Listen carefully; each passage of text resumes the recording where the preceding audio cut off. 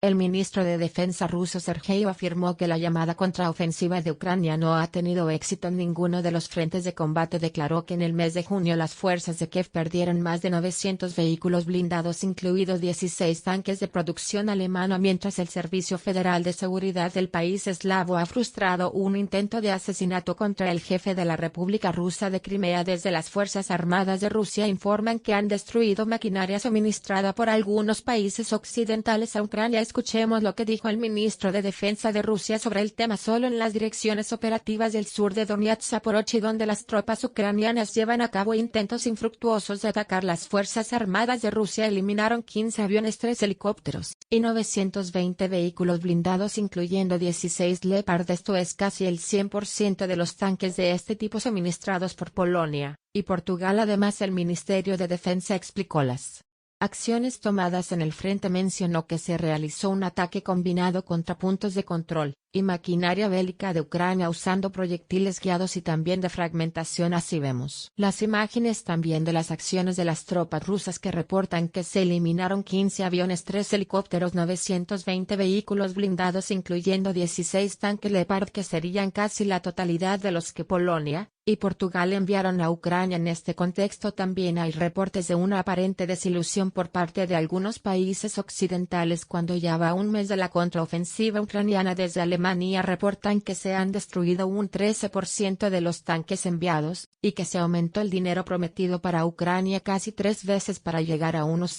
400 millones de euros, y ya hay promesas de seguir incrementando el valor. También el Servicio Federal de Seguridad de Rusia indicó que frustró un intento de asesinato contra el jefe de la República de Crimea. Este video muestra el operativo donde detuvieron a un ciudadano ruso que planeaba un atentado contra Sergio y Acción indicaron que buscaba hacer explotar el automóvil del político. Veamos qué dijo el jefe de la República luego del arresto del sospechoso. Quiero expresar mi gratitud a los compañeros del Servicio Federal de Seguridad en Crimea por el trabajo profesional para evitar el atentado terrorista en mi contra. Mi conclusión es simple: desde el punto de vista de las acciones sobre el enemigo sigo el camino correcto, y me voy a ceñir a este camino. El enemigo se da cuenta de que de otra manera no podrán solucionar la cuestión. Además, se conoce que el detenido fue reclutado por la inteligencia ucraniana, así lo declaró él. En diciembre del 2022 fui reclutado por los servicios de inteligencia de Ucrania por un agente asignado llamado. Luego me dieron el seudónimo característica. Recibí entrenamiento sobre el uso de explosivos, camuflaje, enmascaramiento, huir de persecución y demás asuntos similares, entre otros temas. Desde Moscú también denuncian que Kiev planea un sabotaje en la central nuclear. Desaparece desde la Corporación Estatal Rusa de Energía Nuclear. Acusan a algunos políticos occidentales de querer causar un incidente de este tipo y culpar a Rusia, y así justificar su participación en el conflicto. Un plan muy preocupante cuando involucra una amenaza nuclear que podría afectar a todo el planeta, según el portavoz del Mando Oriental de Ucrania. Continúa lento entonces de las fuerzas ucranianas en los flancos de Bakhmut, en la provincia de Donetsk, quien asegura que sus tropas están presionando a los soldados rusos y liberando territorios, aunque no hace referencia a cuánto ha avanzado. Mientras tanto, Moscú afirma haber frustrado los intentos de ataque de Ucrania en la región de Zaporilla. El Ministerio de Defensa ruso publicó el domingo imágenes que supuestamente muestran a artilleros del Distrito Militar Sur apoyando a las Fuerzas Armadas rusas en la dirección de Zaporilla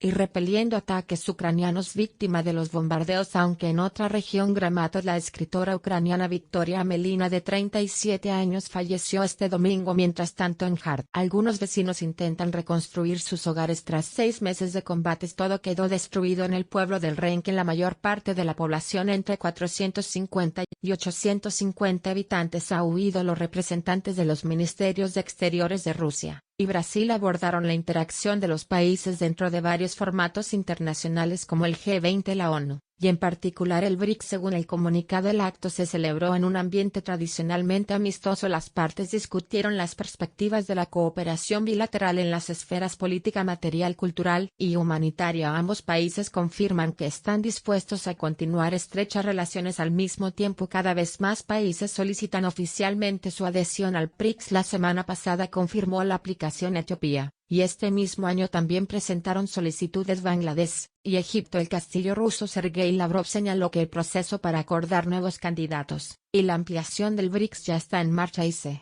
debatirá en la próxima cumbre de Sudáfrica en agosto. Entre los aspirantes está que ve este formato como una alternativa al orden mundial actual. Los representantes de Rusia y Venezuela dialogan sobre el suministro de trigo y de fertilizantes al país latinoamericano, así lo informa el ministro de Producción Agrícola y Tierras venezolano Wilmar Castro en su cuenta de Twitter. El funcionario dijo que mantuvo un encuentro bilateral con el viceministro de Agricultura ruso Sergei Levin. Las partes repasaron el cumplimiento de los acuerdos alcanzados en el Foro de San Petersburgo, entre ellos el tránsito de 3 buques con productos agrícolas provenientes de Rusia. La reunión sucedió en el marco de la Conferencia de la ONU para la Alimentación y la Agricultura que tiene lugar en Roma. El canciller venezolano aprovechó la ocasión para solicitar ante la FAO el levantamiento de las sanciones impuestas al país mientras crece la incertidumbre acerca del futuro del acuerdo de granos del Mar Negro. Desde Moscú no ven argumentos para prorrogarlo debido a que no se ha cumplido la parte referente a las exportaciones rusas. No obstante, el jefe de la diplomacia de Rusia Sergei Lavrov aseguró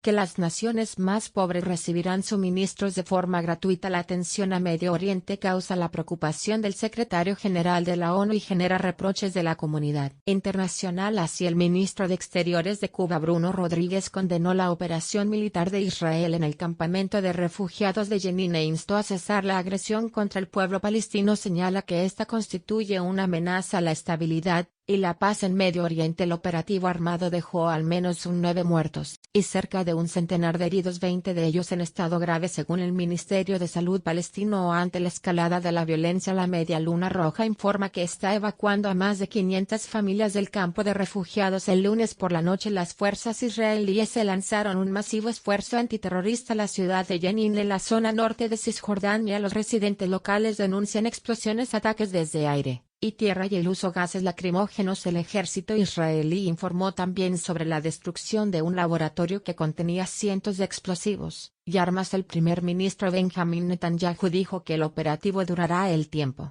que sea necesario para restaurar la seguridad de los ciudadanos israelíes. En respuesta a la agresión, las autoridades palestinas anuncian el cese de todos los contactos en la parte israelí, incluida la coordinación en materia de seguridad. Más de 200 establecimientos comerciales saqueados y unas 300 sucursales bancarias destruidas dejan jornadas de disturbios masivos en Francia. El movimiento de empresas del país, según los primeros cálculos, estima que el valor de los daños asciende a 1.000 millones de euros. Todo ello ha sido fruto de la indignación popular provocada por el asesinato de un joven a manos de la policía como resultado de las brutales protestas. Este lunes en la nación se celebraron varias marchas denunciando los actos de violencia. La violencia en las ciudades y suburbios de Francia está disminuyendo, al menos en las últimas 2 jornadas. En la noche del domingo al lunes ha habido 157 detenidos, una cifra muy inferior a la de días anteriores, que en tan solo 24 horas hubo más de 300 detenidos por parte de la policía. Este lunes los alcaldes de toda Francia se concentran para decir basta a la violencia en la que está sumida el país desde el martes pasado, el día en el que Nael, un chico de 17 años, fue abatido por la policía en un control de tráfico. Desde entonces, ataques a los edificios públicos, ataques también a las tiendas, coches incendiados, y también los gobernantes locales están siendo asaltados. El caso más sonado fue precisamente el de un alcalde a los suburbios de París, que un grupo de violentos con un coche intentó asaltar su casa. Este caso ya está en la fiscalía. En medio de todas estas circunstancias, la población está cansada de los disturbios y de la violencia. Hay gente que dice que los manifestantes y los que protestan se están aprovechando del caos y de la anarquía. Por otro lado, quienes viven en los suburbios aseguran que muchos de ellos se sienten ciudadanos de segunda, excluidos, donde sufren desigualdad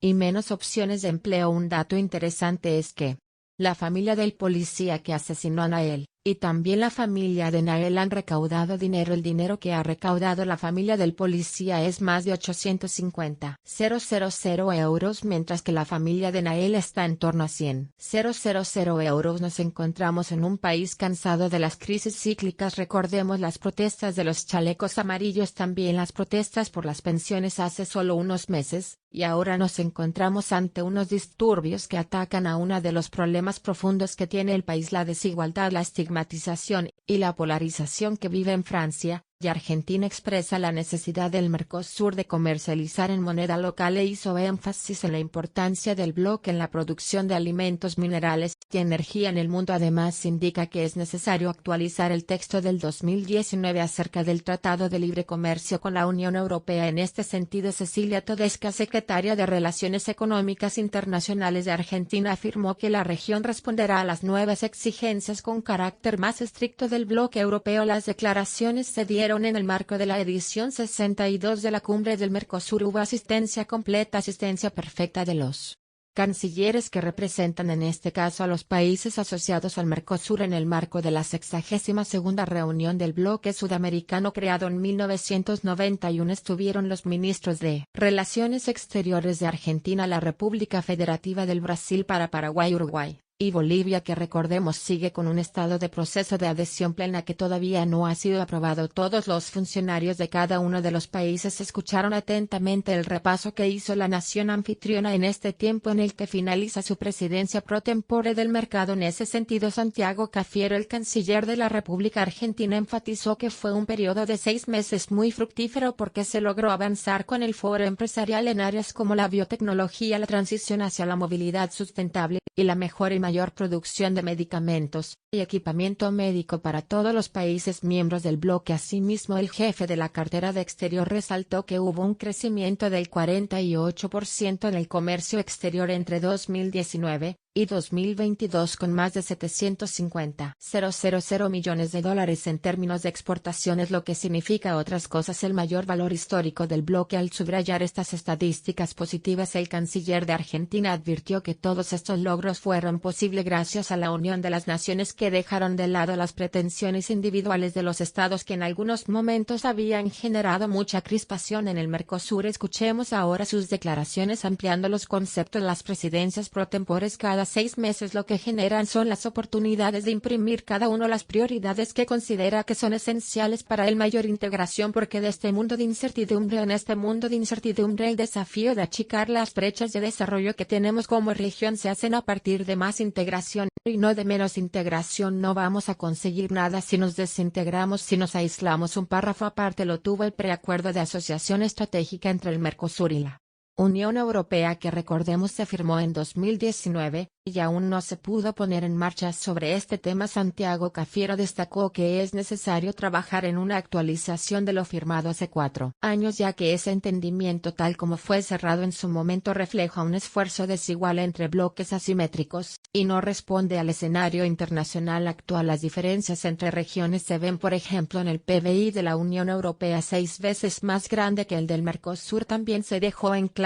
que las nuevas demandas europeas en materia medioambiental representan una visión parcial del desarrollo sostenible, excesivamente centrado en asuntos ambientales pero con escasa consideración del desarrollo económico-social, y una interacción entre ambas dimensiones. Hoy por hoy las exigencias presentadas por la Unión Europea son de difícil cumplimiento por parte de las naciones en vías de desarrollo del Mercosur, por lo que se cree este tema no se destrabará en esta cumbre, y no se podrá zanjar en estas 48 horas que quedan de deliberaciones diplomáticas. Por cierto, se desarrolló un encuentro entre los ministros de Economía y los presidentes de los bancos centrales del Mercosur como parte de lo que es la antesala de lo que será mañana la reunión plenaria de los jefes de Estado de este bloque comercial. Será el regreso a este foro, por ejemplo, de Luis Ignacio Lula da Silva, y el último cónclave para el presidente de Argentina, Alberto Fernández, y el de Paraguay, Mario Abdo Benítez. Desde Caracas denuncian un nuevo acto de injerencia por parte de la Unión Europea en los asuntos internos del país. Las declaraciones vienen luego de que Josep Borrell expresara su preocupación por los derechos políticos de la oposición venezolana. Precisamente se refirió a la inhabilitación electoral de la precandidata María Corina Machado por parte de la Contraloría. En una nota oficial, el gobierno venezolano aseguró que la Unión Europea sigue intentando imponer a un presidente falso en el país latinoamericano. Sin embargo, indicaron que esta retórica, que califican de irracional y colonialista, no trae ningunos resultados, y continúa en la senda del fracaso. En este sentido, llamaron al bloque a abstenerse de emitir declaraciones injerenistas para preservar las relaciones respetuosas. Recordemos que Machado fue inhabilitada para ejercer cargos públicos por atentar contra la moral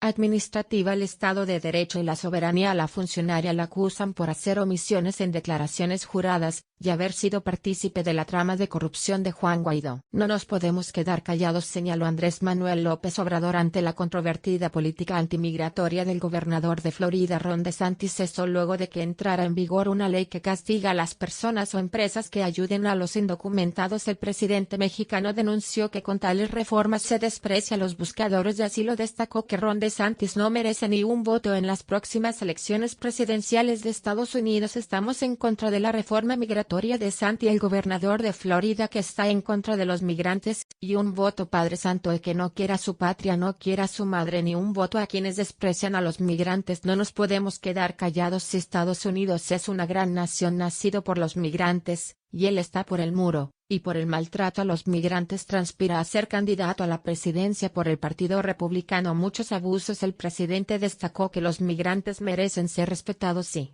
tener el derecho de buscar mejorar su calidad de vida honradamente. Además señaló que Washington usa los medios para manipular a la población, y ponerlos en contra de los que cruzan la frontera en este contexto. Anteriormente en varias ciudades de Florida cientos de personas marcharon en contra de la propuesta del gobernador. La medida introducida provocó el repudio más allá de México y Estados Unidos. Así, el canciller de Honduras calificó la ley de racista y xenófoba. Afirmó que en protesta a estas políticas evitará pasar por el estado de Florida, y tomará otras rutas durante su viaje al país norteamericano. Y Turquía acusa a Grecia de haber ejecutado devoluciones inmediatas desde cientos de inmigrantes ilegales en el mar Egeo. El sábado pasado Ankara asegura que las personas fueron rescatadas por sus fuerzas después de que las embarcaciones fueran expulsadas supuestamente por las autoridades griegas. La polémica se produce cuando la Unión Europea está cada vez más dividida sobre el futuro de las políticas migratorias. ¿Cuánto ha fallado la política migratoria de la Unión Europea?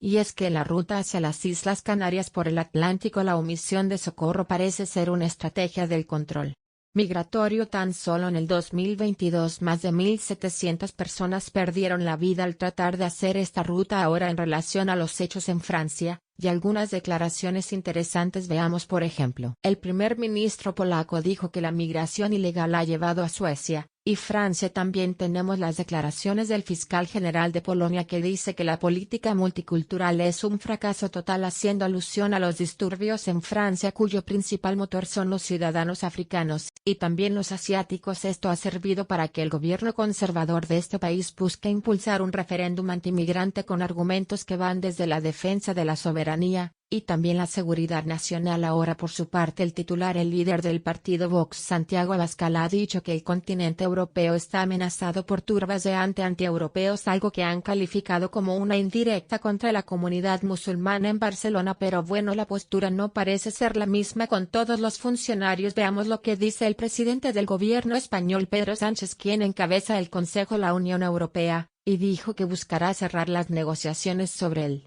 Pacto de Migración y Asilo, intentando de esta manera destinar ayuda a los países de origen y tránsito. Y entre las declaraciones a destacar está esta, que dice: algunos países no están dispuestos a entender la solidaridad tal y como está definida. Esto en alusión a este pacto de migración y asilo, y es que hay algunos países como Polonia o Hungría que votaron en contra de este acuerdo, pues contempla cuotas económicas si se niegan a recibir migrantes, o también su reparto obligatorio en otros países que dicen, bueno, por ejemplo, dicen que este mecanismo de solidaridad es un método de coerción. Esto lo dicen desde Polonia, mientras que desde Hungría señalan que no tenemos intención de implementar estas decisiones, no deseamos crear barrios marginales de migraciones y de estos migrantes. Ambas naciones concluyen que las medidas de seguridad deben ser voluntarias. Aquí la cuestión es si realmente el fenómeno de la migración será atendido con voluntad política, haciendo que estas personas tengan un tránsito seguro y no estén en riesgo constante. En realidad, Europa busca traer inmigrantes para trabajos precarios, y los usa en calidad de archivos expiatorios. Hay dos opciones muy claras: o el Estado social o el Estado policial. Primero, cuando se habla de integración, es una palabra que está muy sujetada porque toda persona tiene derecho a construir su proyecto de vida, e independientemente de su situación administrativa. Asimilación no significa renunciar al lugar de donde viven. Pero en esta hipocresía que también la ha utilizado bastante la ultraderecha, y las políticas de la ultraderecha que lamentablemente también aplican gobiernos progresistas. Es importante decir que cuando vino la pandemia del COVID COVID quienes recogieron los alimentos por las personas que estaban en peor situación, y en situaciones regulares. Es importante también decir que con la ley de extranjería actual que se aplica y en otros países de Europa garantizan la precariedad a las trabajadoras domésticas, entonces eso de que no quieren migrantes no es del todo cierto. Claro que se quieren migrantes, pero en condición de semiesclavitud, porque aparte de cubrir estos servicios, estos oficios tan duros con condiciones laborales que son de esclavitud, aparte de todo esto sirven como chivo expiatorio para que otros trabajadores de renta baja puedan comprar este discurso racista y antimigración, culpando a la persona que es víctima de una situación laboral muy difícil de que tiene menos renta porque le quitan el trabajo.